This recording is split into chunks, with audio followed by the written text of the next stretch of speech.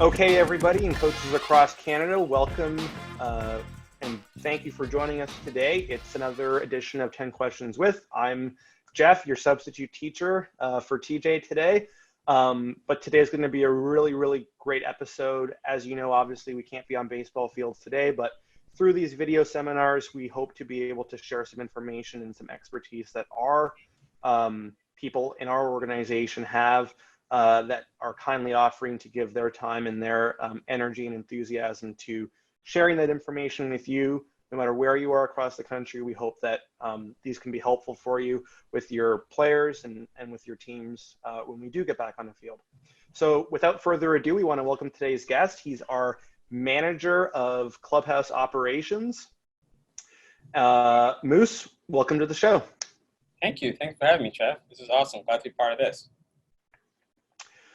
So why don't you take a little bit about your story in working in baseball, how you got your start and where you've come from, and then maybe we'll segue that into what does the home clubhouse operations all entail?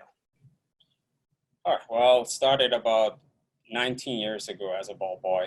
I was a ball boy, then became a bat boy 2 years later, and then clubhouse assistant, worked on my way up to clubhouse manager.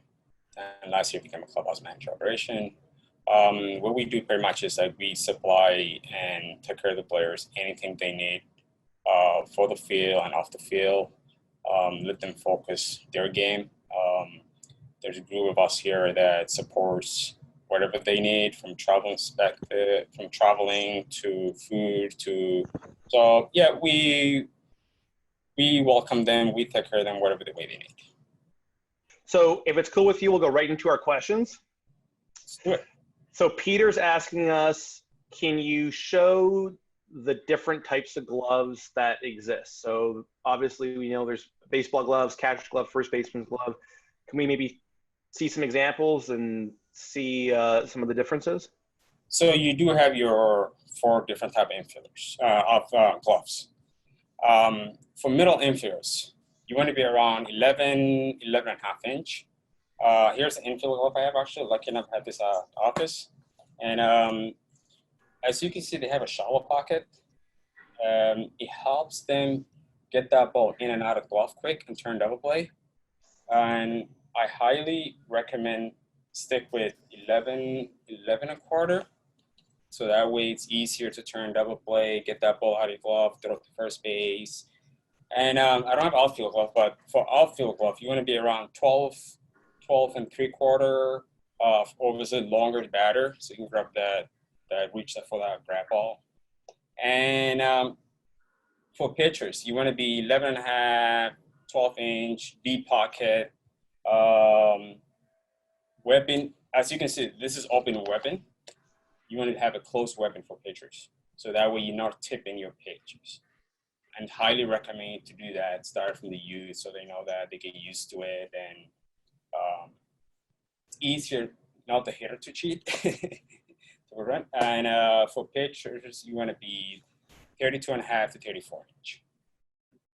Okay, Moose, thank you. So next question is about baseball bats. Can we maybe talk a little bit about what are the approved woods that make up Major League Baseball bats? Any preferences or how things work in terms of like the color scheme? And maybe what the numbers mean when you hear bats. You always hear, Kirby Puckett used a 33. What does that mean? Can maybe talk a little bit about that and anything else you might want to share on bats? All right, that's a great question. We do have 3 different type of woods: ash, birch, and maple. Depends what the players want. Different wood, different hitting, different style. I believe maple is majority of the popular out there. When you heard 32, 34, 32 is the length of the bat, 34 is the weight of the bat. And when you heard small cup, big cup, here's a Gurriel's bat. Gurriel's got his model, his weight, name, and one thing you notice, a lot of bats have cup in the front. What that does is it balances the bat. Small cup, half cup, and full cup. 2 different tone. Depends what the players want. You can get barrel, a handle, different color, same color, whatever you like. Okay, thanks, Moose. So next question comes from Sebastian. Sebastian says, how do you work in a baseball glove? A great question, Sebastian. There's a couple of things you need for baseball. For glove, bat beater. I highly recommend to get a bat beater. You can get this for like $8, $10 off Amazon or from online. If you don't have that, grab a baseball, tape to something, and get that going. Beat as much as possible. And highly recommend you not to put your glove in the microwave, wet it.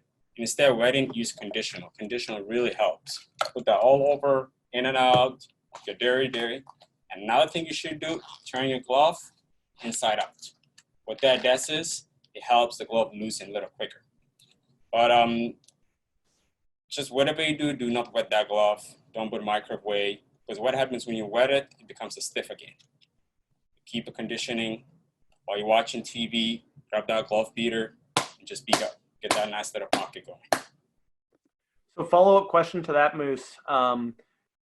How do big leaguers approach breaking in a new glove, and what's the process? Is it days, weeks, months, or in some cases even years between a player getting that glove and actually having it be game ready or game shape? On average baseball player, it takes about 2 to 3 years to get that glove going and use it for a big league game. What they do is they get out there during batting practice, catch as much as possible with that glove. Like I said, get that glove beater. They'll be in the dugout and just beating that glove up wherever it's possible. Put some baseball in it, tape around, let that sit for a while. And then, Moose, is that leather conditioner that you had there, is that specific to baseball, or is that a general use leather conditioner? Oh, this is a regular conditioner. You can get this from anywhere. You can get it from Amazon. It's up and it's pretty much available to everybody. Next question, Brian's asking about catcher's masks. Obviously, we've all seen there's the Charlie O'Brien goalie style mask that's been popularized, but then there's also the two-piece mask, which I think was predated that, but has also kind of had a little bit of a renaissance as well. And can you maybe talk a little bit about why some catchers like one over the other and some of the pros and the cons for each one? That's a great question. So I do have the old hockey mask here and the old school baseball tradition mask. The big difference is the hockey mask is much heavier than the old school tradition. The other reason a lot of guys like the hockey mask is that it's easier that foul ball to come off. You do have much protection around. The big advantage about the old school mask is easier to take it off. You can see side to side, first base and third base much easier. Okay, so last question, Moose. So Rusty's asking us, what type of snacks are available to players in the clubhouse? And is there anything that maybe players used to consume that we kind of want to make sure that they're consuming a little bit less of, just in the interest of high performance and them playing at their best? We do have a lot of granola bars here, healthy granola bars, a lot of organic fruits, vegetables that made up into a snack. We don't have pop, chips, and probably a lot of sugary items out there that's pretty much not good for athletes.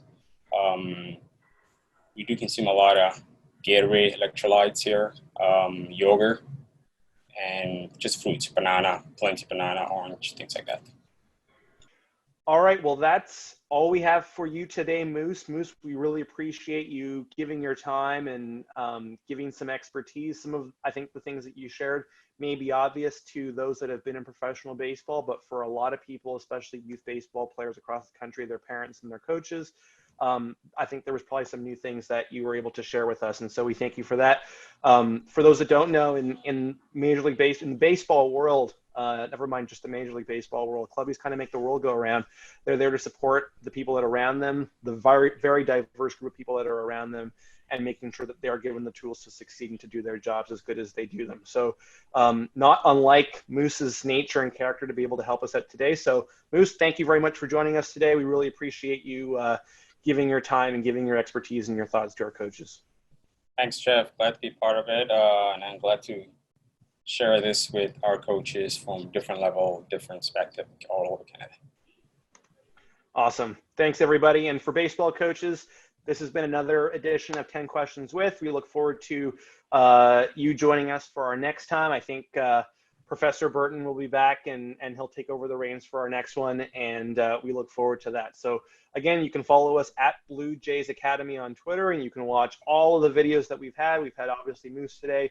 We've had people across our organization in player development and scouting, special advisors and otherwise giving their time and answering questions that come from our coaches all around Canada. So thanks very much and stay safe out there.